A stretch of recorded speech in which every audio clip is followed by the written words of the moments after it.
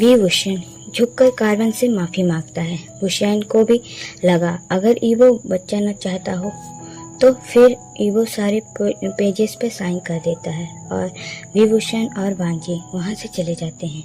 इधर जान वांग मेंशन के बाहर ही था। वो कब से अपने बाबा का वापस आने का इंतजार कर रहा था। वो भूषण के साथ ही जाना चाहता था पर भूषण उसे रोक दिया। अब वैसे भी जान ने इतना सारा मिस फैला दिया है। कुछ घंटों के बाद भूषण वांजी के साथ बाहर आता है, जिसे देखकर जान भागकर भूषण के पास जाता है। भूषण उसे फाइलें दिखाते हुए बोला, कांग्रेस, अब तुम मैरिड हो। जान खुशी से भूषण के गले लग जाता है। Thank you Baba, thank you so much. फिर वांजी के गले लगता है, उसके चिन को किस करता है। भूषण स्मक कर बोला, पर मुझे एक फेवर चाहिए। तो जान कंफ्यूज पूछा, क्या बाबा? तो भूषण बोला, बाद में बताऊंगा, कहते हुए अपनी कार की तरफ चला जाता है। भूषण और वांजी वहाँ से चले जाते हैं पर जान वहीं था। वो ईवो के रूम की विंडो को देख रहा था जहाँ अभी लाइटें ऑन थी, मतलब कि ईवो अभी तक सोया नहीं था। क्योंकि कार्बन उसे अंदर ही नहीं जाने दे रही थी, इसलिए वो सारी रात बाहर ही रहता है। सुबह वांग कॉर्प पर बहुत भीड़ थी। यांग पूरी तरह से परेशान था। भीड़ को शांत करने में वहाँ एम्प्लॉय और रिपोर्टर की भी काफी भीड़ थी। तभी ब्लैक ऑडी आकर वांग कॉर्प के बाहर ही खड़ी होती है। सबसे पहले ड्राइवर बाहर आता है और उसके बाद पैसेंजर सीट की डोर को ओपन करता है। वहाँ से सियाजान निकलता है, वो भी ब्लैक कपड़ों में, जिसे देखकर रिपोर्टर उसे घेर लेते हैं और बहुत सारी फ्लैश लाइटें जलती हैं। सभी फोटो ले रहे थे। किसी भी तरह जियांग उसके पास आता है। उसे पहले तो कुछ बोले जान चुप करा देता है। जान सीधा रिपोर्टर को देखते हुए बोला, आप लोग पूछ रहे थे ना हमारा वांग ईवो के साथ क्या रिलेशन है? वो मेरा वाइफ है। मैं शाओजान और वांग ईवो दोनों मैरिड हैं और हमारा पर्सनल पिक्चर जिसने भी लिया है, जिस रिपोर्टर ने उसे न्यूज़ में लाया है, उसके खिलाफ मैं FIR करूँगा। सन सुनते ही सारे रिपोर्टर पर खुशफुसाहट होने लगी। एक जिसे यह सुनकर अब डर लगने लगा, वो कांपना स्टार्ट कर दिया, लेकिन वो शांत था। जंग कंफ्यूज था। मैरिड? ये कब हुई? जान दोबारा बोला सारी मीडिया के सामने, ये वांग मेंशन कभी बैंकरप्ट नहीं होगी क्योंकि इसका अब नया बॉस मैं हूँ, शाओ वी जान, और सभी एम्प्लॉय अपनी पूरी शिद्दत से काम करेंगे। सभी एम्प्लॉय उसके लिए क्लैपिंग करते हैं। धीरे धीरे सभी रिपोर्टर वहाँ से चले गए। जान जंगछा को पूरी बात बताता है। उसके बाद हुशैंग आया, जिसे जान से पूछा, चेंग शाओ कहाँ है? तो हुशैंग बोला, नहीं जान, मैंने उसे पूछा था, ये प्लान उसका नहीं था। वो कभी भी ईवो को नुकसान नहीं पहुंचाएगी। ये कोई और किया है। कोई और? कौन हो सकता है? जान कंफ्यूज था। हुसैन बोला, हमें पता लगाना पड़ेगा। जान और जंगशांग कहते हैं विंग मेंशन में भी। विंग बैठा कुछ सोच रहा था, तभी वांजी आया। वो बोला, आपको इतनी बड़ी बात छिपाकर बहुत बड़ी गलती कर रहे हैं। उसे जानने का हक है? तो विंग बुशियान बोला, हक तो है, लेकिन अबॉर्शन का डिसीजन ईवो को लेना है, अकेले ईवो को, कि उसे बच्चा चाहिए या नहीं। विभूषण ईवो से इस बारे में प्राइवेसी में बात किया था। वो बोला था ईवो को जो भी डिसीजन होगा वो खुद से ले, किसी के फोर्स पर नहीं। विभूषण अपनी ख्यालों को फिर से उलझ गया। वांजी किचन की तरफ चला गया। थोड़ी देर बाद एक गार्ड अंदर आते हुए बोला, सर, मिस्टर वांग आए हैं। कहते हुए वो गार्ड हुसैन के सामने झुक गया। अंदर आने दो, हुसैन बोला, जिस पर वो गार्ड हाँ पर से हिलाया और चला गया। ईवो अंदर गया और हुसैन के सामने खड़ा हो गया, जिस पर हुसैन फिर उसे घूरने लगा, मानो ईवो वांजी का मॉडल वर्जन हो। वो बोला, बोलो क्या डिसीजन लिया? तो ईवो अपना सर नीचे करते हुए बोला, मैं कुछ टाइम अकेला चाहता हूँ। तो हुसैन उसे ध्यान से देख रहा था। ईवो दोबारा बोला, मैं कुछ भी डिसाइड नहीं कर पा रहा, मुझे टाइम चाहिए। हुसैन कुछ सोचता है, फिर स्माइल किया। तभी वहाँ पर वांजी आया। चिली सूप का बाउल लिए ईवो को देकर बोला, ये लोटस चिली सूप है और ये हेल्दी है, जान को बहुत पसंद है। ईवो वो सूप को पीने लगा। अच्छा है, ईवो बोला। वांजी स्माइल किया। हर वक्त बुशियान तो ईवो को ही घूरे जा रहा था। वांजी उसे आम पर पिंच किया, जिस पर से वो रियलिटी में वापस आ गया। इधर जान चेंग से मिलने जाता है, जो कॉस क्लब में थी और किसी लड़की को किस कर रही थी। वो आदमी बैक फेस किया था, इसलिए जान को उसका शक्ल नहीं दिख रहा था। जान उसे आवाज़ लगाता है, जिस वजह से चेंग उसकी तरफ मुड़ी। वो बड़ी बड़ी आंखों से जान को देखती है। आवाज़ सुनकर वो आदमी भी मुड़ा। जान अब हैरानी से उस आदमी को देख रहा था, जो श्वान था। जान बोला, श्वान, मुझे इस लड़की से बात करनी है, क्या तुम बाद में कंटिन्यू कर सकते हो? श्वान हाँ पर से हिलाया और जान चेंग को प्राइवेसी देता है। चेंग को देखकर जान का पूरा ऑरा ही चेंज हो गया। वो बोला, मैंने वार्निंग दिया था ना, फिर भी तुमने ऐसा किया क्यों? जान चेंग का गला जोर से पकड़ लिया। हाँ, नाई हुसैन ने कहा था कि ये चेंग नहीं किया है, ये उसने नहीं किया है या किसी से करवाया हो, ये नहीं पता। चेंग जान के हाथों को छुड़ाते हुए बोली, जान मुझे छोड़ो, सच में मैंने कुछ नहीं किया, इस बारे में मुझे कुछ नहीं पता। अब चेंग अपना मुंह खोलकर सांस ले रही थी, क्योंकि जान उसका बहुत टाइट दबाया हुआ था, जिसे उसे सांस ही नहीं ले पा रही थी। हुसैन अब हाथ को छुड़ाने लगा, ऐसे में वो मर जाएगी। अब श्वान भी जान को छुड़ाने के लिए लग जाता है। जान, क्या तुम पागल हो क्या है? वो मर जाएगी। जान गुस्से में बोला, हाँ मैं पागल हो गया हूँ। मेरे ईवो के रेपुटेशन का क्या? अब जान चेंग का गला छोड़ देता है। वो दोबारा बोला, वो एक सीईओ है, उसकी काफ़ी रैंकिंग है। अब क्या कोई कोलैबोरेट करेगा? हाँ बोल। इससे उसका पूरा करियर बर्बाद कर दिया। चेंग खुद को संभालते हुए बोली, मुझे माफ़ कर दो जान, जो भी मेरे पहले किया, पर मैं ऐसा नहीं कर सकती। उसे पहले वो मेरा दोस्त है, मेरा बचपन का दोस्त। मैं सच कह रही हूँ, मैंने नहीं किया है, मुझे नहीं पता किसने किया। चेंग अपनी दबी आवाज़ में कही। उसके गले पर जान के हाथ का निशान बन गया था। जान गुस्से में वहाँ से चला जाता है। वो सीधे वांग मेंशन पहुँचा और सीधे अंदर जाने लगा, जिसे देखकर गार्ड उसे रोकने की कोशिश करते हैं, पर उनमें इतनी हिम्मत नहीं कि वो जान को रोक सके, क्योंकि अब इन्हें भी पता है जान कौन है। जान अंदर जाते ही जोर जोर से गगा बुलाने लगा, जिसे सुनकर कार्बन आई। वो चुपचाप खड़ी होकर जान की हरकतें देख रही थी और स्मग करती है।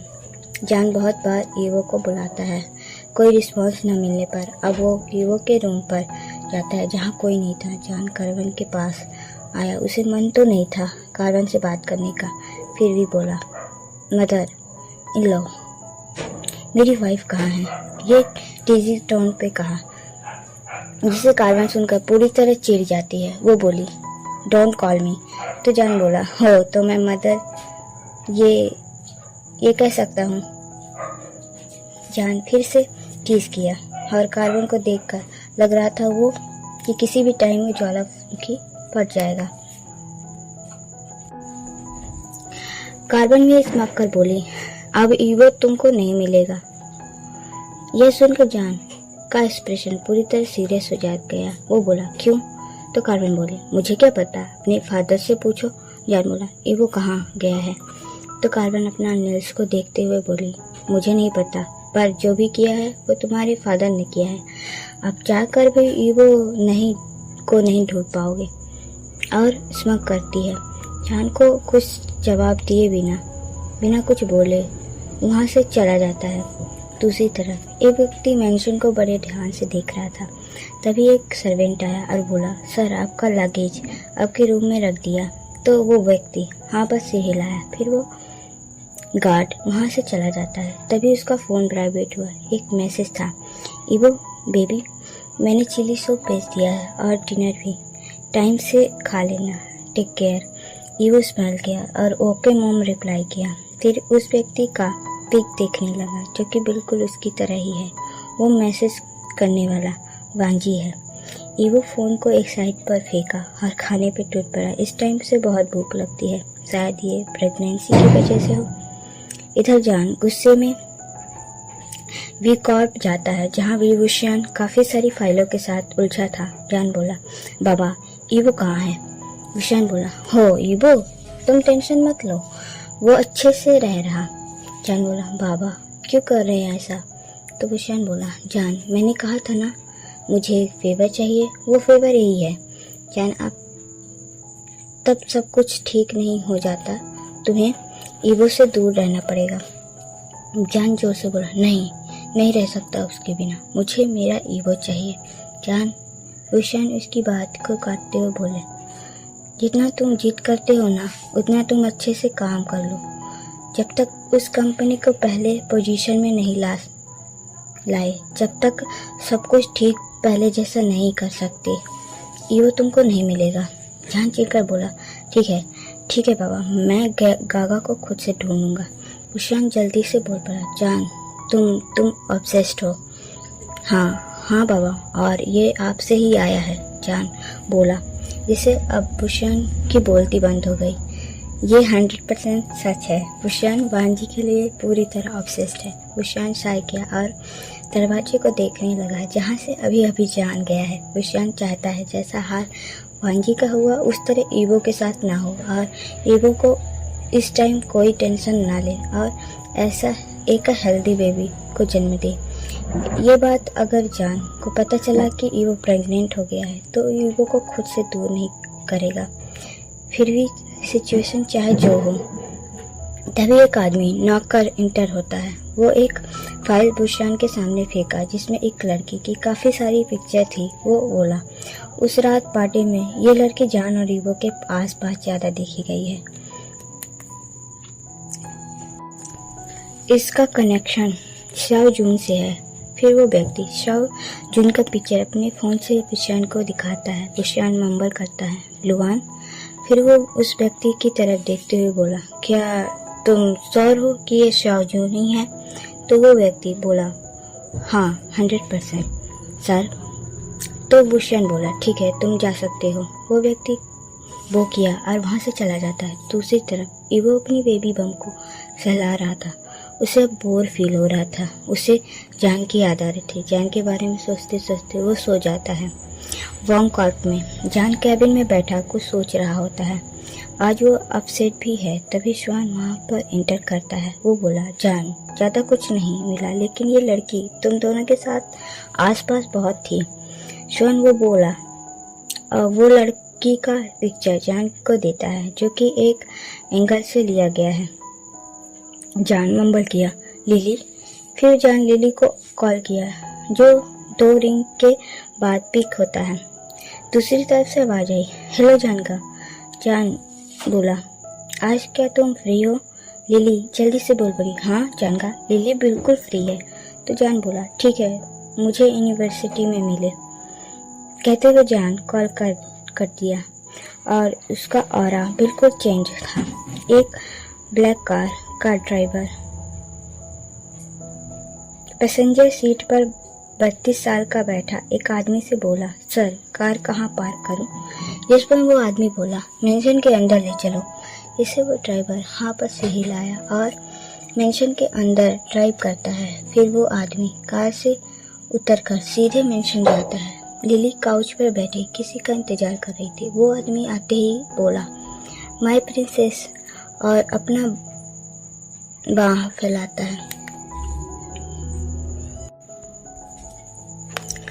यह सुनकर लिली जल्दी से उसके गले लगती है। लिली बोली, डैड आपसे जो कहा लिली ने बिल्कुल वैसा ही किया। वो आदमी बोला, बहुत अच्छा, इसलिए तो डैड तुम्हारे पास आए हैं, तुम्हें तुम्हारा रिवॉर्ड देंगे। तो लिली बोल पड़ी, सच में डैड आप लिली को रिवॉर्ड दोगे? तो वो आदमी बोला, हाँ बिल्कुल, बोलो क्या चाहिए मेरी प्रिंसेस को? तो लिली बोली, लिली को जान का चाहिए, लिली को जान पसंद है। तभी जी फैंग बोल पड़ी, ये क्या बोल रही है? शाहजहान को मुझे पसंद है। तो बेन चाओ, जी फैंग की तरफ देखी जिसे वह चुप हो जाती है। वो अपना बात को सीधा करते हुए बोली, मेरा मतलब है कि जान लिली को नहीं पसंद करता, लिली को एज अ फ्रेंड ट्रीट करता है। वो आदमी अब जी फैंग की तरफ देखा जिसे जी फैंग चुप हो जाती है। वो आदमी बोला, ओह तो मेरी प्रिंसेस को वो लड़का शियाओजान चाहिए। कोई ना, मिल जाएगा। Thank you dad. कहते हुए लिली उस आदमी के गले लग जाती है। वो बोली, डैड जान का मुझे यूनिवर्सिटी में बुलाया है, वो मुझसे मिलना चाहते हैं। तो वो आदमी उसके बालों को सहलाते हुए बोला, ओके जाओ एंजॉय करो। मिलकर उसके गालों पर किस कर वाई बोलकर वहां से चली जाती है। मिस्टर जून, क्या मैं उससे भी बुलाऊं? वेन चाओ बोला, जिस पर वह व्यक्ति जिसका नाम शाओ जून है वो बोला, नहीं वैसे है कहाँ? तो वेन चाओ बोला, बेसमेंट में। तभी चैंग वहां आई। वो तो जून कहा, हाँ। तो चैंग बोली, पर क्यों? आपने बहुत बड़ी गलती किया है, जान आपको छोड़ेगा नहीं। तो जून चैंग की तरफ मुड़ते हुए बोला, तुम्हें उसकी फिक्र कब से होने लगी? तो चैंग बोली, मुझे उसकी फिक्र नहीं बल्कि ईवो की है। वो मेरा दोस्त है और आपने ऐसा क्यों किया? तो जून बोला, हाँ बांग ईवो, राइट, मैंने तो उसका सिर्फ इस्तेमाल किया। तो चैंग बोली, भाई। तो जून जल्दी से बोल पड़ा, इनफ, अब उसके बारे में आगे बिल्कुल मत बोलना, वरना मैं तुम्हारे साथ क्या कर सकता हूँ तुम सोच भी नहीं सकते। चैंग शाओ डिस्कस्ड नज़रों से जिन को देखती है और वहाँ से चली जाती है। इधर लिली जब यूनिवर्सिटी के ग्राउंड पर पहुँचती है जहाँ जान पहले से खड़ा था, वो भी डार्क ऑरा के साथ। लिली बोली, जानगा आपने लिली को क्यों बुलाया? क्या हम साथ में लंच करने वाले हैं? जो कि धीरे धीरे जान के पास पहुँचती है। जान बोला, हाँ लिली, हम साथ में लंच करेंगे। तो लिली खुश हो जाती है। वो बोली, क्या सच में? जान का, आप लिली के साथ लंच करेंगे? हाँ बिल्कुल, जान अपनी डार्क वॉइस से बोला। फिर जान और लिली वहाँ से चले गए। ये सब दूर खड़े 3 लोग और ये सब देख रहे थे। वो जियांग चांग, हुसैन और स्वान थे। दूसरी तरफ बी कॉर्प में बी हुसैन उस पिक्चर को ही देखे जा रहा था। उससे फ्लैशबैक आता है जहाँ वो, उसका दोस्त और उसका फादर एक बड़े से विलेज में आते हैं। बुशान तो बिल्कुल भी नहीं जानना चाहता था, पर क्या करे, उसके फादर ने यह कहकर लाए कि ये विलेज बहुत सुंदर है, तुम्हें देखनी चाहिए। जान के पास और कोई ऑप्शन नहीं बचा। वो विलेज को देखा जो कि बहुत गंदगी थी। अच्छा वो अपने साथ एक दोस्त को लेके आया, उसका खास दोस्त लुआन, ताकि उसका बोरियत दूर हो सके। हुसैन चलते हुए बोला, डैड अभी और कितना चलना पड़ेगा?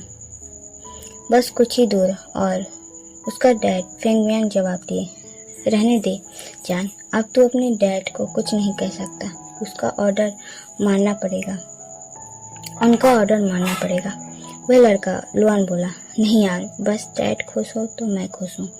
हुसैन प्राउडली बोला, जो अपने डैड को देखे जा रहा था। उसके डैड फेंगमियान बड़े ही मजे से उस उबड़ खाबड़ रास्तों पर चले जा रहे थे। थोड़ी देर बाद वो एक बहुत सुंदर विलेज पर पहुंचे जो कि सफ़ेद बर्फ से ढका हुआ था। हुसैन तो अपने चारों तरफ बस देखे जा रहा था। वो फेंगमियान से पूछा, डैड इस जगह का क्या नाम है? इसे गूसू कहते हैं, फेंगमियान प्राउडली बोले। जिस पर लुआन बोला, अंकल यहाँ क्या आपके कोई रिलेटिव है? तो फेंगमियान स्माइल करते हाँ पर से हिलाया, मेरा बचपन का दोस्त है।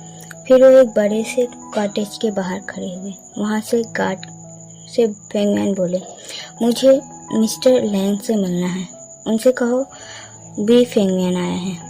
वो गार्ड हाँ पर से हिलाया और चला गया। थोड़ी देर बाद सभी लिविंग पर बैठे होते हैं जहाँ कुरैन सर्वेंट से कहा, बांजी से कहो मेहमानों को गूसू दिखा दे।